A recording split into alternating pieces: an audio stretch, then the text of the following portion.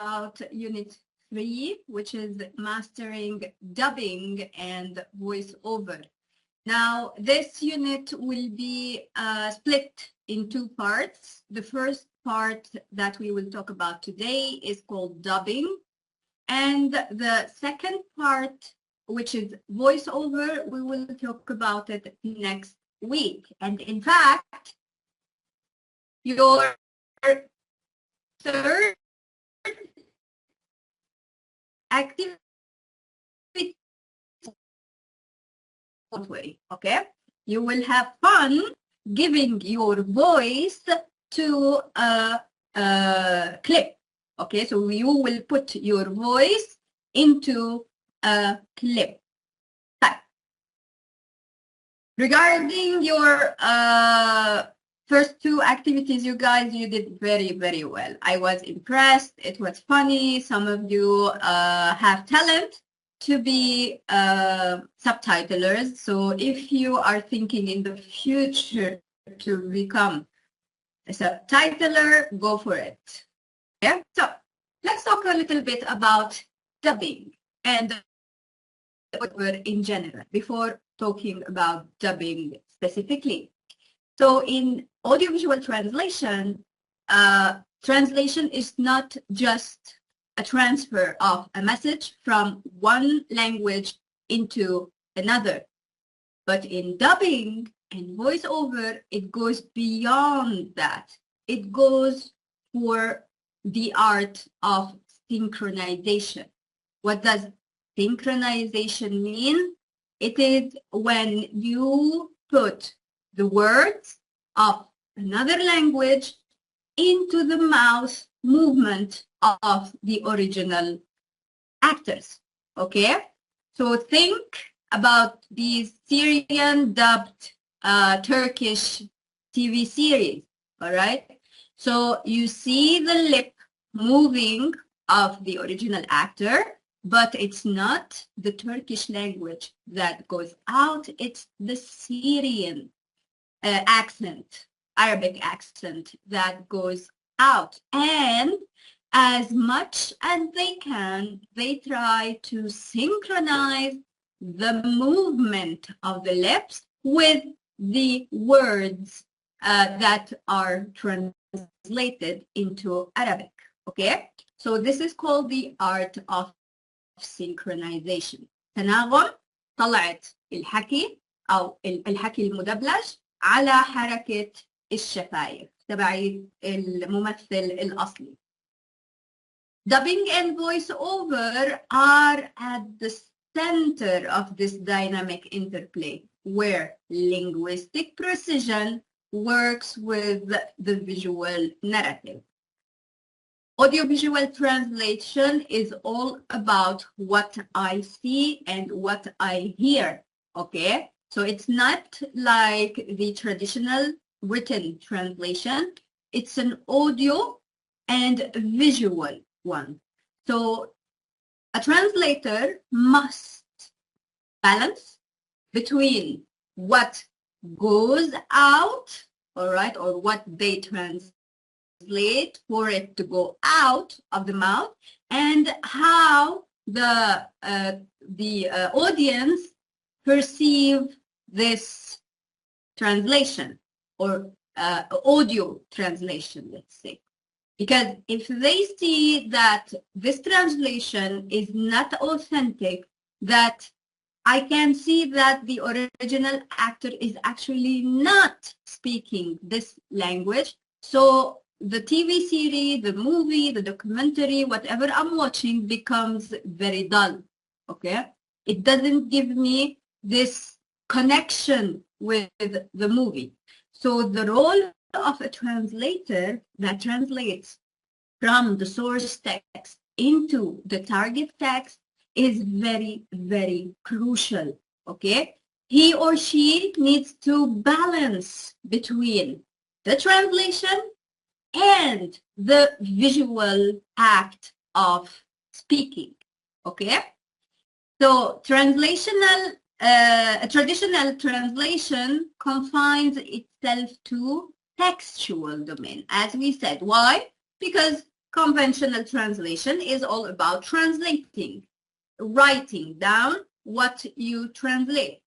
However, in dubbing, the language is an integral part of the visual and auditory. As we said, difference between traditional translation and audiovisual translation is that traditional translation, you write down your message, your translated message, text into the target language. Of course, there are challenges, there are strategies that the translator uses. However, on the other side, audiovisual translation relies on a different type of translation that goes beyond the text and mesh يعني mesh يترابط يتداخل mesh with the auditory and visual part of the audiovisual realm in general. Okay? So it is not just about what is said, it is how it is said. ليش how? لأنه we need to see that the original actor is actually saying the words in the translated language. Okay, we want to see that. Who says it? Of course. Why who says it? Because if we like the actor, whether an actor or an actress, we will be definitely looking for more and more videos or like series, movies for them that are dubbed, okay? And especially if they are dubbed by famous, if we talk Arabic, by famous Arab actors and actresses.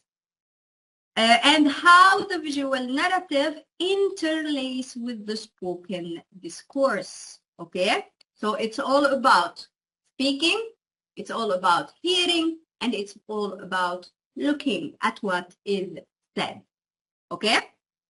So,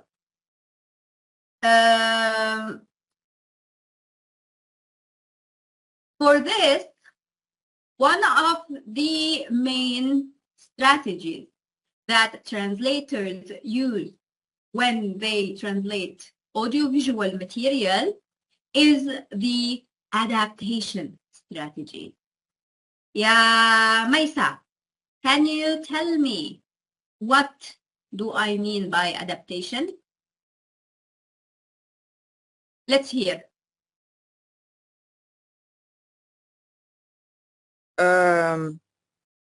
كنت ثواني بس لا بطلع الفويس اوفر بفكر في اللي حكيت لنا اياه ديك المره. لما تسمعي كلمة adaptation ميسا أول شيء شو يعني؟ هل do we use foreignization or domestication؟ إذا بتتذكريهم المفروض تتذكريهم لأنه امتحنتوا فيهم. يلا مين بيحب يقول لي؟ domestication. domestication yes هند. ليش we use domestication؟ لأنه بدنا نخلي إحنا الترجمة اللي إحنا بنترجمها مناسبة لثقافتنا ولا يعني تكون مناسبة خلص تكيف. Exactly. It should be convenient to the target audience, needs and culture. Okay? So it should be, we need to use domestication or domesticated strategies in order to transfer the original text into the target text. All right, perfect. So adaptation in dubbing goes beyond, as we said, linguistic translation. It goes beyond the traditional way of translation, and it brings together cultural nuances, okay? So cultural nuances is everything related to the target culture. Yani all the things that you usually see in the language, in the target culture, how people talk, what type of speech they use. Is it politeness? Is it more freestyle of speaking? everything that is related to a specific culture is called cultural nuances. Okay, so we need adaptation in order to make this movie or TV series or documentary closer to the target audience. Okay, so they can understand it, they can empathize with it. Okay, so these are the things that a translator need to understand before embarking in an AVT or audiovisual translation job. Voiceover, like we said, dubbing needs lots of money. Why? أول شيء, we need a translator or several translators in order to translate from the original to the target language. Then you need a whole set of staff. What do I mean by staff? You need actors, you need producers, you need equipment, you need a whole bunch of things. Okay, in order, because as we said, dubbing relies on lip synchronization. So everything that the original actor, well, every time the original actor moves his lips, the translation should follow the movement of his or her lips. Okay, that's why it's super expensive. And when doing a dubbing job, only like governmental channels or private owned channels that are very, that have a big investment in these sorts of translation techniques can afford. Otherwise, countries like Poland, like those countries that are not rich, okay, that they can't invest a lot in actors, producers, cameramans, and everything, they go to voice over. Why? Because voice over is cheaper.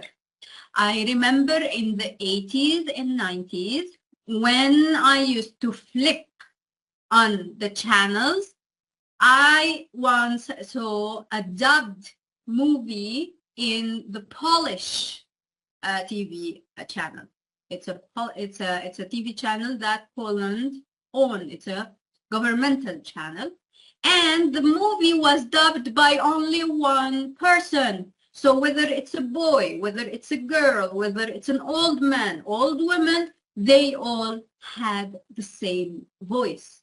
One person gave the voice using voice-over technique. So I could still hear the original voice, okay, because this is voice-over. You can hear the original voice, but you also can hear the person who is speaking in the translated language.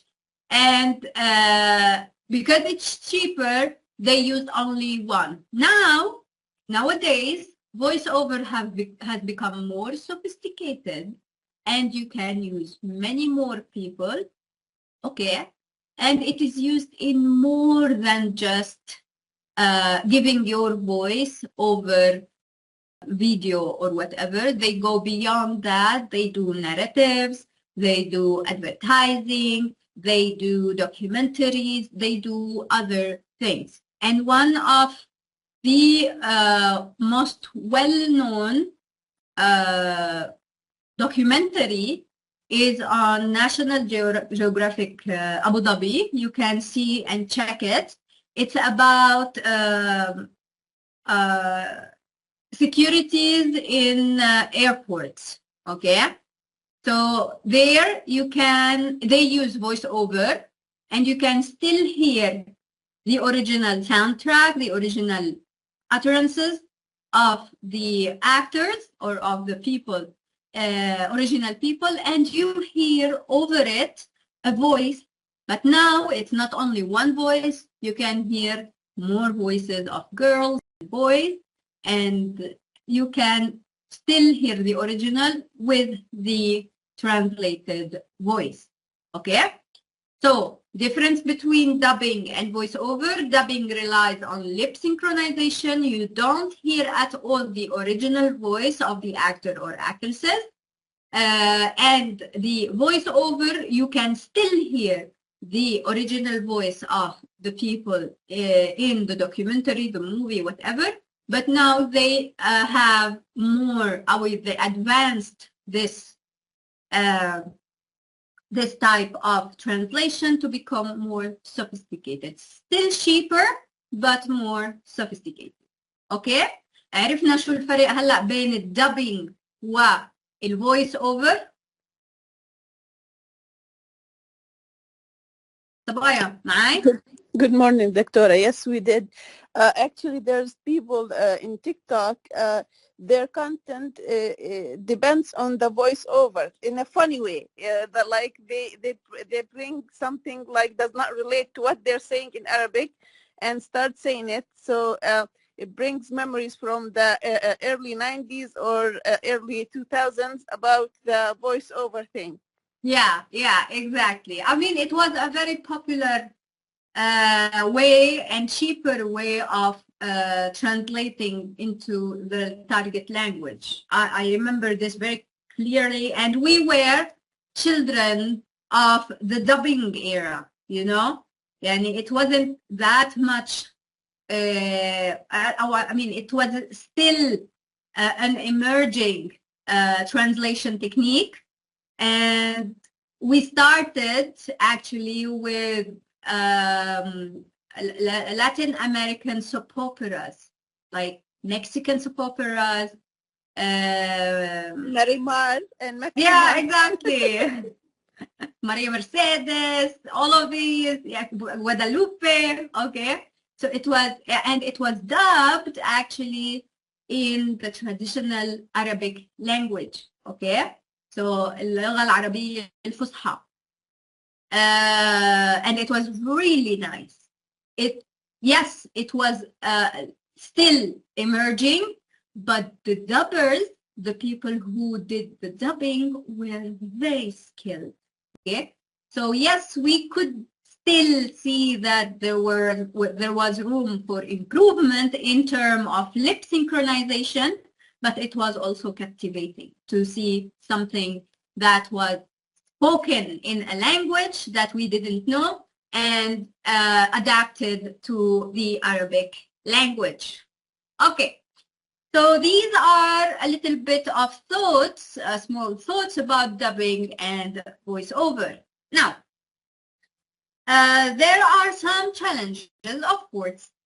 With any type of translation, there is always a challenge, okay, when you translate from the original language into the target language. So dubbing demands lip synchronization precision. And this is, as I told you, it depends all on how much money the broadcasting channel has, okay, in order to provide good actors, good actresses, sophisticated technologies and equipment in order to reach a lip synchronization precision. And voiceover, while it gives more flexibility in terms that it's cheaper, you don't need to use lots of actors or producers or whatever, we still need to have a balance between what is actually said and what is adapted to the ear, okay? Because we still can hear the original text, we still can judge if the translator has done a good translating job, okay? So a good translator needs to strike a balance between these things. And by the way, it is a very important job, and few translators specialize in audiovisual translation. Now, للأسف, in the Arab world, except for Syria and Egypt, who are like immersed in this type of dubbing, the other Arab words or Arab countries don't have that much, or don't put that much importance in the audiovisual translation part. Okay? Let's hear this video about the art of dubbing. And this one I like very much because it emphasizes the role of a translator in dubbing. So let's hear it. It's a little bit long, but bear with me. It's like 6 minutes, I think. ولكن it has very important information that we need to hear. Okay? Let's hear it and then we can talk about it.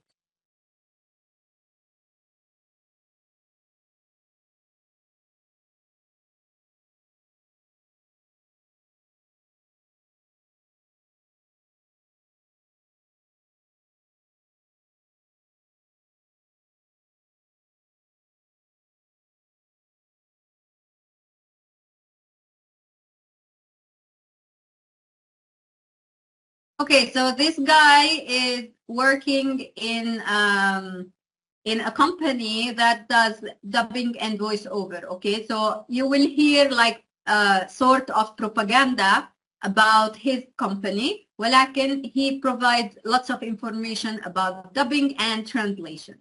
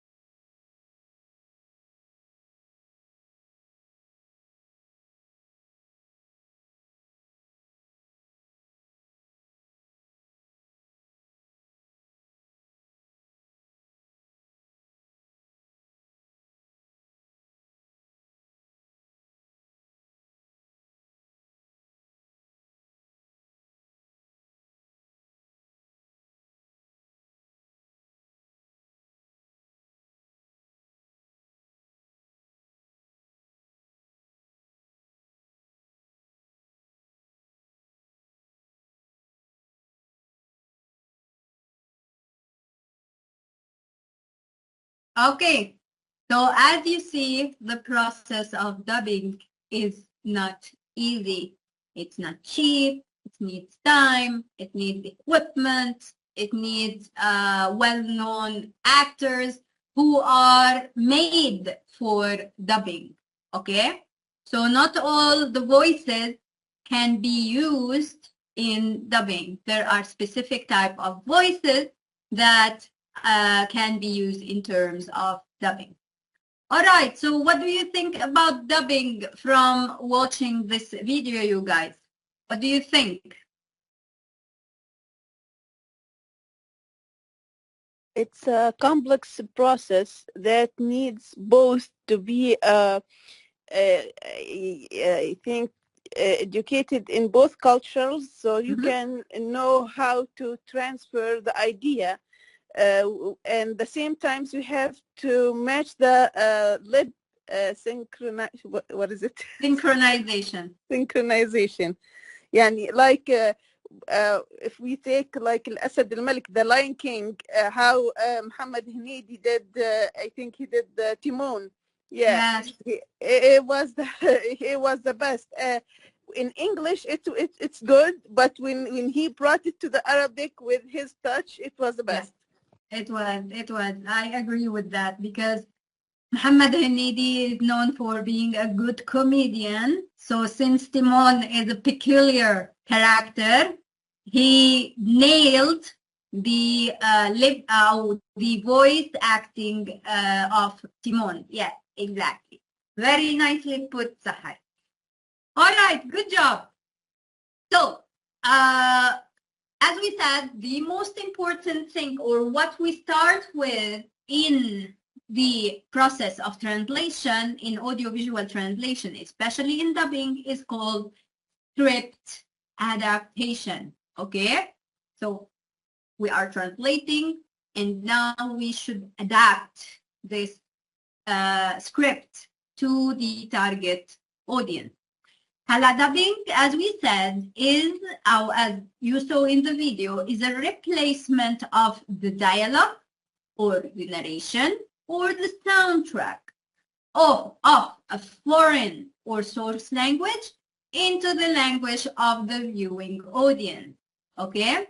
And which is the target language. It's the same as any sort of translation. We take script or a text from one language and we change it into the other language. Dubbing, as we said, involves more than that because it involves soundtracks, it involves audiovisual systems around its translation. Okay? So there are a few steps when we do adaptation, and these are as follows. So dubbing starts with a meticulous task of decoding the script. It's as any other translation. You are reading the original, you are starting to check how will I translate this one? What does it say here? How can I understand this better? How can I translate it in a way that the audience will understand it? Okay, so we are decoding the script, which involves a deep understanding of linguistic nuances, cultural references, and the emotional layers. لأنه we're talking about audio-visual translation, so there is an element of what we see, the visual. If someone is angry, how can we transfer that into the target language?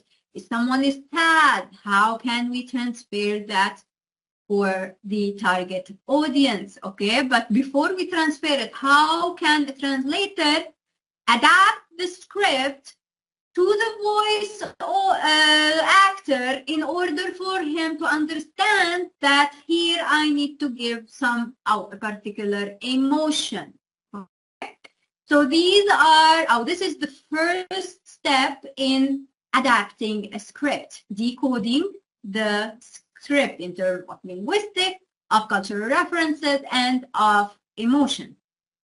The initial step, which is script decoding, is crucial for creating an adapted script that not only should give us what the original wants to say, but also capture the meaning of into the target audience. Okay? So how do we do that? By maintaining a link between the original and the new voices. That's why lip synchronization is very important. The authenticity of a text in its new form.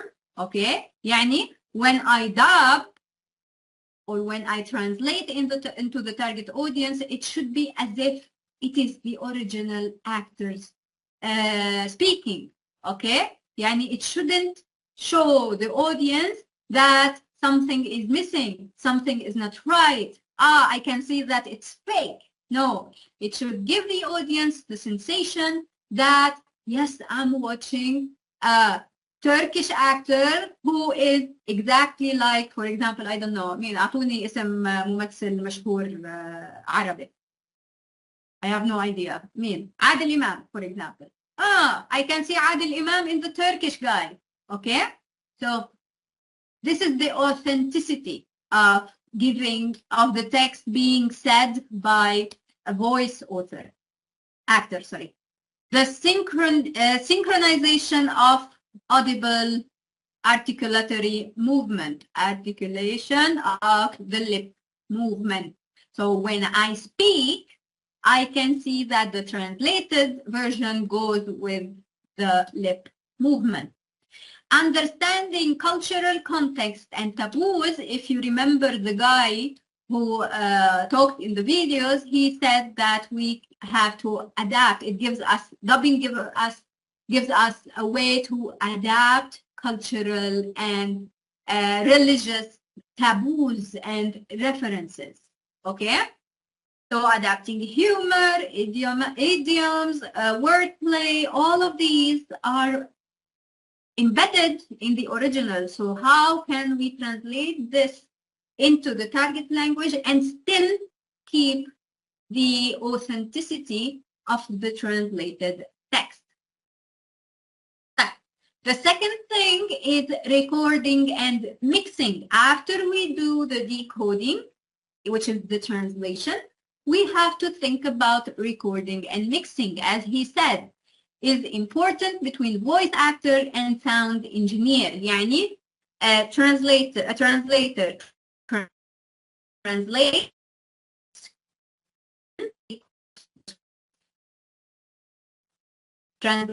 the script, and then it's together in order to bring translated text into life. Okay? So voice actors play a pivotal role, a very important role in this new adaptation. They have to capture all the nuances, the emotion, the tone, the cultural context, and maintaining coherence. I remember, yeah, when we first, when the first Turkish TV series came out with the dubbing, some of them didn't make sense when they were speaking, or not the Turkish, I think it's the Korean. Yeah, the Korean TV series, okay, when they started dubbing them, it was crazy. There were like some sentences that didn't make sense. And we were like, huh? What's that? I don't understand. Okay?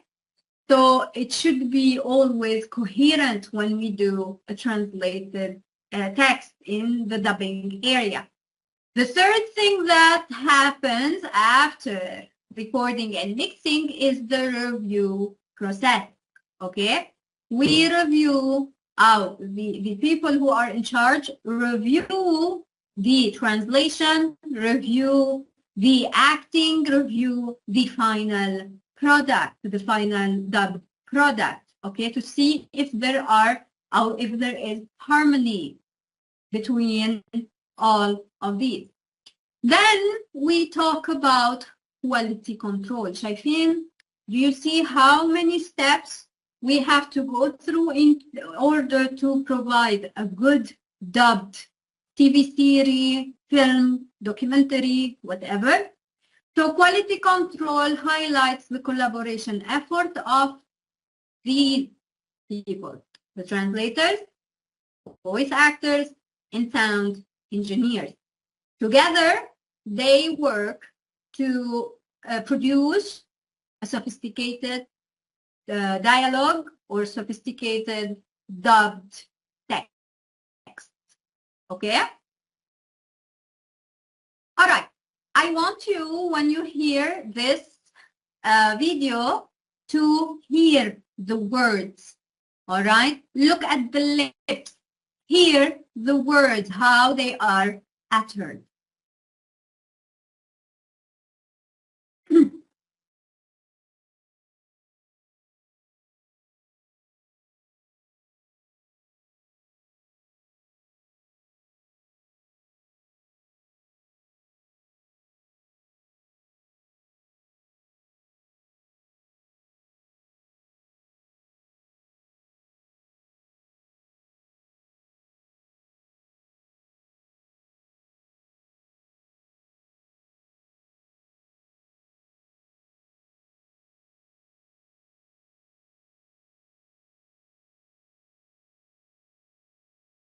Okay, بس عشان تعرفوا الكونتكست. These are Italian mafia guys, okay? So they are trying to mimic these Italian speaking mafia guys. Victoria had a godfather. Yes.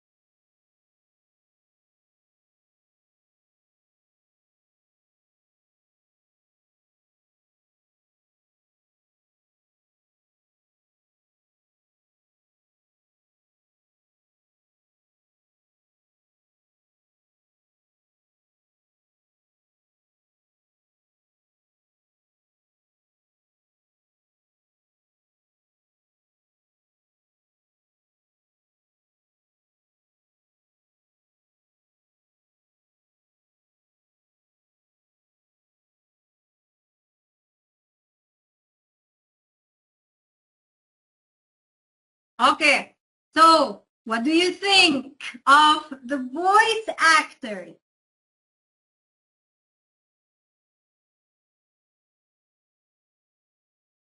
Any thoughts? صراحة يا مس من أبشع ما سمعت في الفويس أكتر. يعني جود فاذر احنا بنكون نحضره بنكون قاعدين في حضرتهم هم دمروه ما عادش أحضره. Exactly. This is the power of dubbing, ya Maisa. This is how you reach the target audience. If you don't know how to dub, or if your dubbing is not of quality, the people, the audience, the people who are watching will not watch it. Yani, even in the scene, in the last scene, when we saw that there is a lot of emotions going on, I couldn't see from the voice that there were lots of emotion. Yani, we all know that Italians, they use their hand a lot. So when he was showing his hand and he was shouting, or he was supposedly to be shouting, the voice actor was a little bit calmer, okay? And this doesn't go with the Italian energy, okay? It should be more resonant when he speaks, okay? So yeah, this one was a really bad dubbing of The Godfather. Yeah, Maita, you're right. Okay. So in dubbing, we said that the most important thing is adaptation. Why? Because in the original movie, TV series, documentary, we have lots of cultural nuances that are different from the cultural nuances of the target audience or target culture, okay? So we said that cultural nuance is anything that is specific to a certain culture, okay? يعني cultural references, يعني names, يعني places, everything related to this particular culture is called cultural nuance. هلا in dubbing, it is very crucial to consider, of course, cultural nuances. It's the same with other types of translation, but in dubbing is also important because we can see the video, we can see that there are things that are not that are different from our culture. Okay, so how can the translator adapt this visual and make it authentic in the target audience? So everything that a translator needs to do in order to transfer the cultural nuances is to understand them and understand the cultural sensitivity, and things that are taboos, things that have cultural or historical or religious considerations. They need to take these into consideration, okay? So cultural context plays a very important role in shaping language, humor, and social interaction. So, like we saw in the movie, the interaction between both the siblings, the brothers, okay? In the visual, it was clear that there was tension, that there was shouting, okay? But in the dubbing, when we heard it, it didn't feel like that. It was lacking this powerful emotion. So in order to understand cultural nuances, in order for a translator to translate, he or she needs to understand these cultural nuances and these cultural sensitivities in order to prevent misinterpreting, misunderstandings, and potential offense. Okay? So let's take, for example, the use of, we know that in the foreign culture, they drink wine, okay? So maybe a scene comes when people drink wine and he says, you want some wine? So in order to protect, let's say, the culture and religious side of the target audience, he will tell him, هل تريد عصير instead of هل تريد احتساء الخمر. Okay? أو هل تريد كأسا من الخمر. He says هل تريد كأسا من العصير. Alright? These are the type of adaptation that the translator needs to take into consideration. Exactly as we did in the subtitling process. Also, a subtitler has to take cultural nuances and sensitivity into account. The following are some culture-specific nuances that the translator needs to consider. Translating humor. This is one of the most difficult things to do.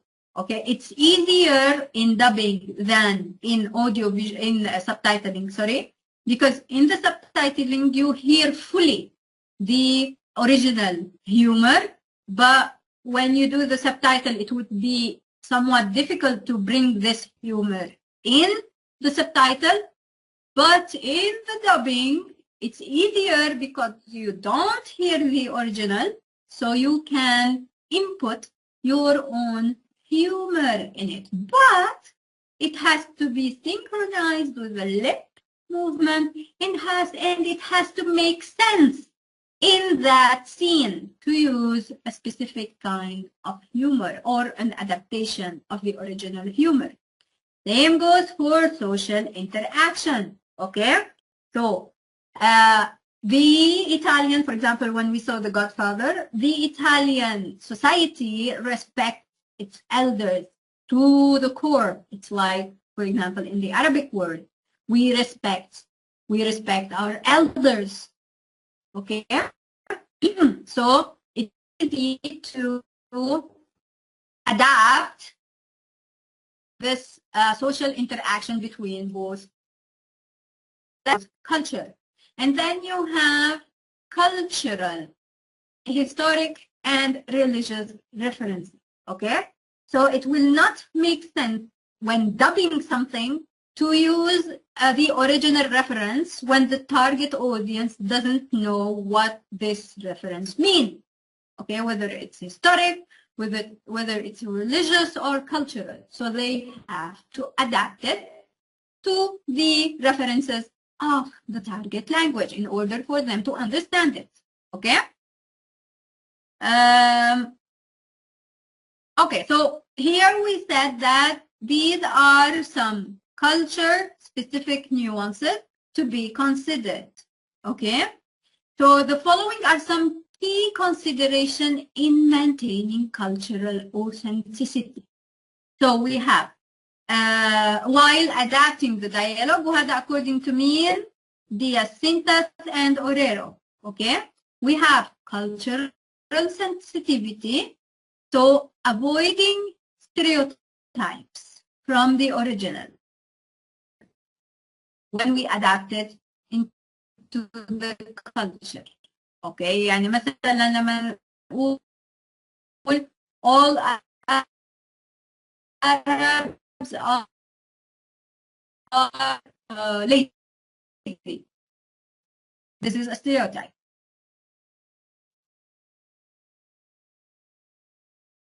Make sure that we do the target language in order so as not to offend the target audience. Okay?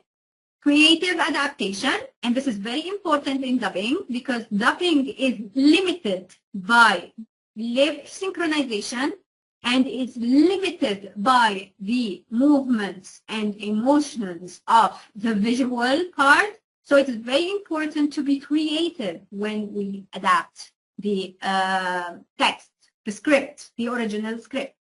Consistency and continuity. Okay, if we're talking about a TV series, a TV series can have many seasons. It had many episodes. Okay, so we should, as translator, when we translate these scripts, we should keep the same rhythm with them. Okay, keep the same cultural references, keep the same adaptation style throughout the whole series. Okay. Hala. This is a really funny one. I've never heard The Simpsons in Arabic, but I came across this clip in Arabic.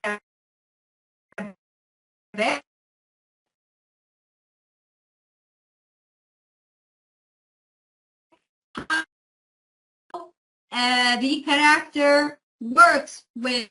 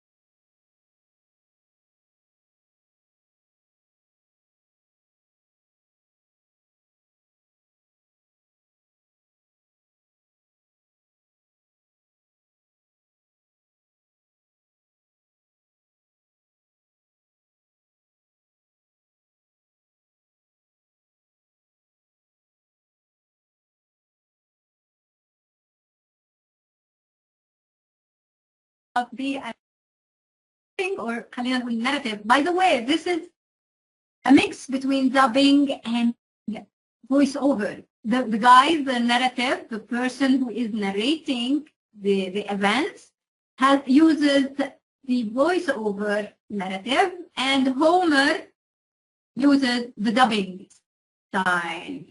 Yeah? So what do you think? رائع.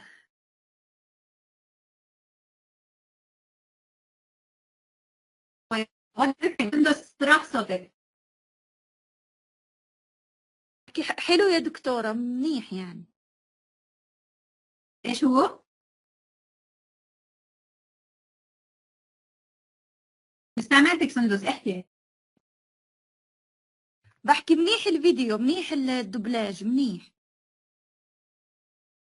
منيح؟ طيب شو زي ما صير كان هومر كان الصيحة مضبوطة على ايش؟ حركة التم، صح؟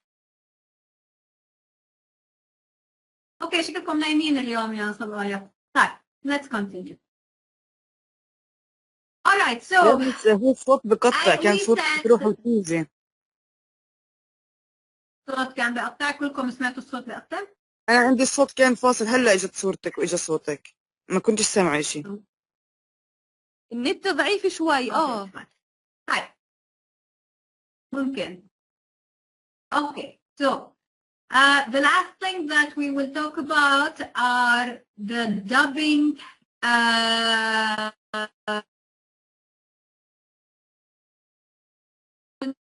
essentials.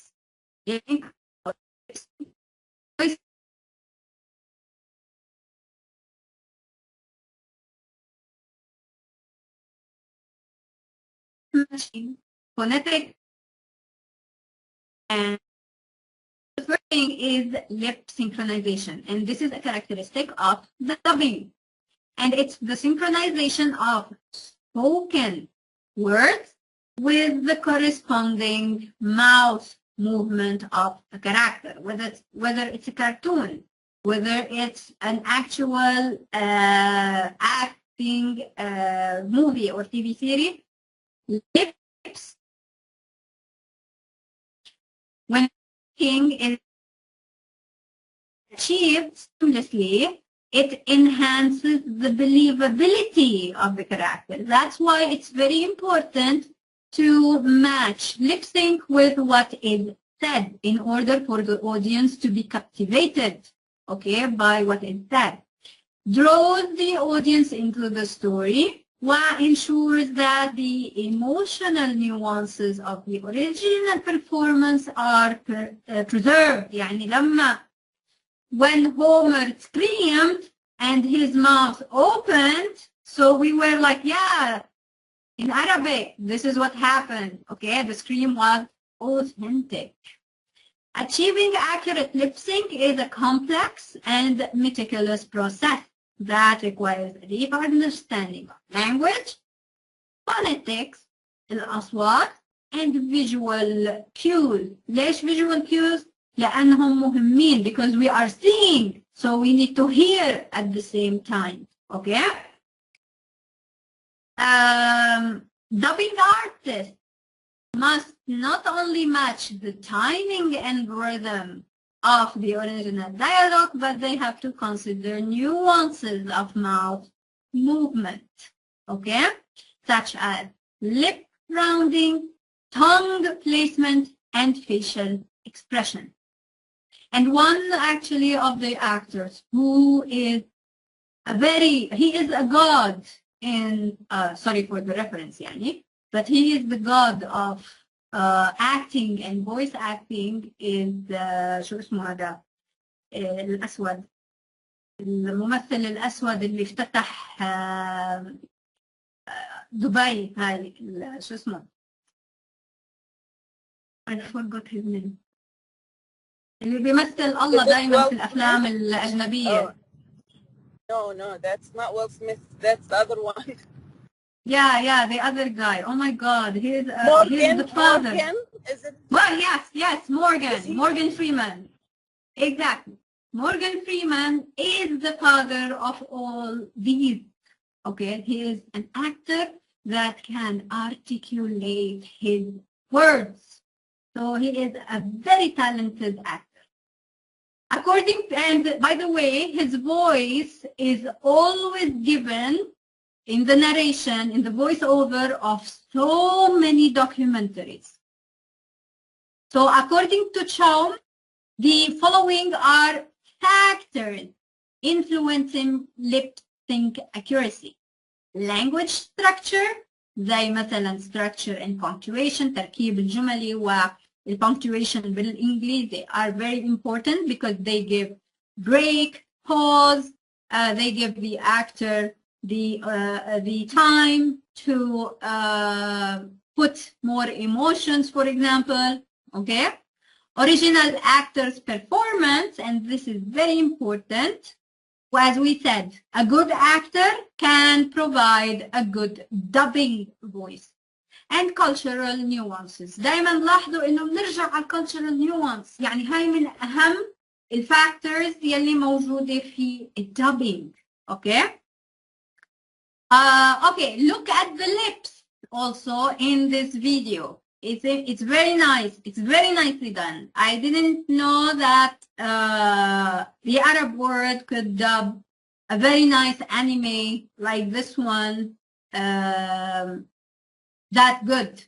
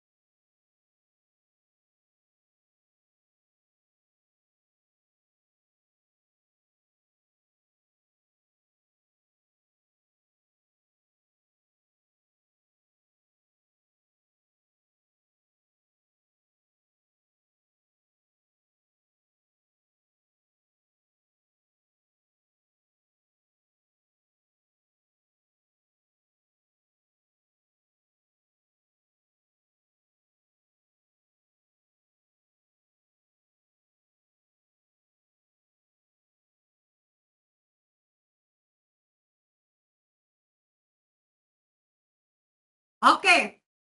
So what do you think about the lip synchronization and the emotion in the utterances?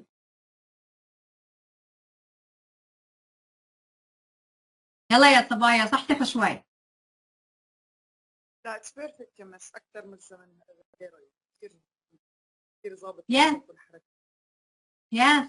Even though this is an animation, which is a very difficult type of dubbing to do, the movement of his mouth were very nicely portrayed in the dubbed voice.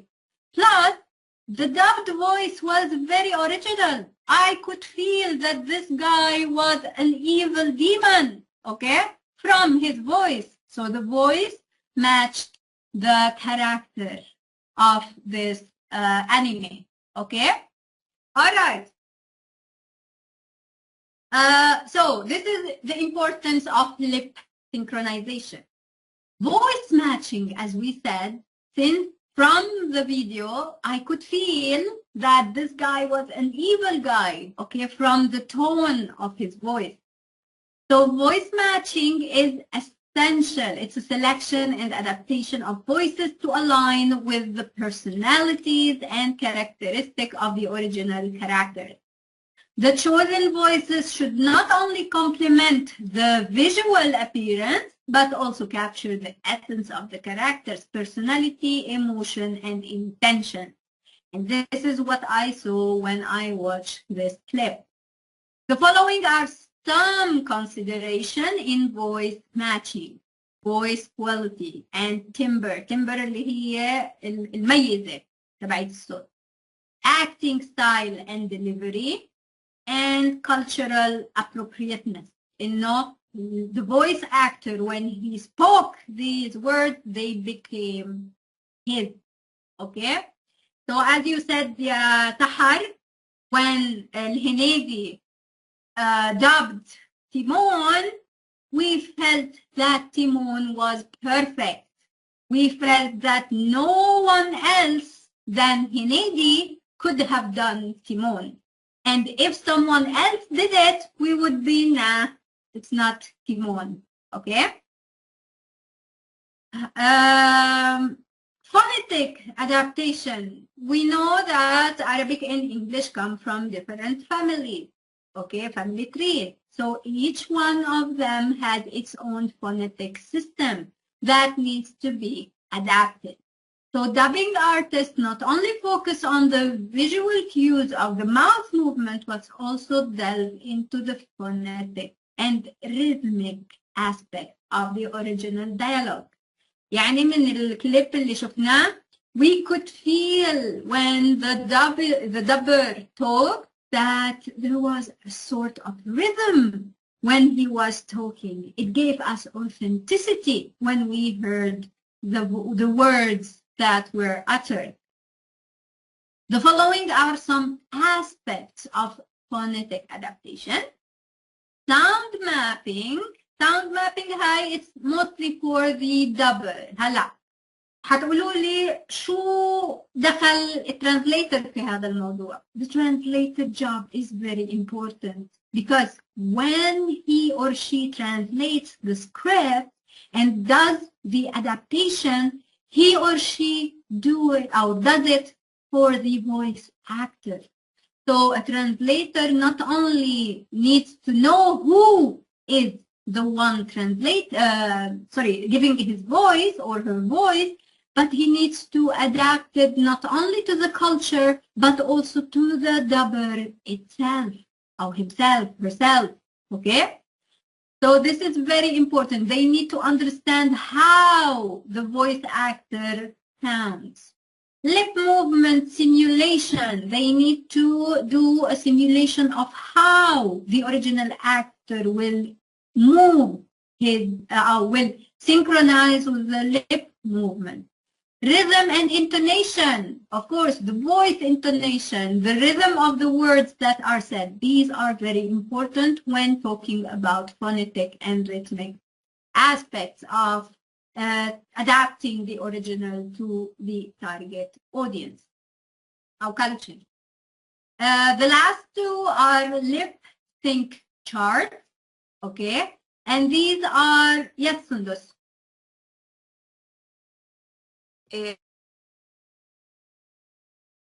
اللي ما بده يعمل الدوبلينج بس بده يعمل النص، فاللي بده يعمل الدوبلينج بده يكون عارف انه اللي عمل النص يعني كيف بدي احكي لك اياها، يعني حتى لو ما كنت انا نفسي اللي عملت النص اللي بدي اقرا، اللي بده يقرا النص ويعمل الدوبلينج بده يكون فاهم شو قرأ.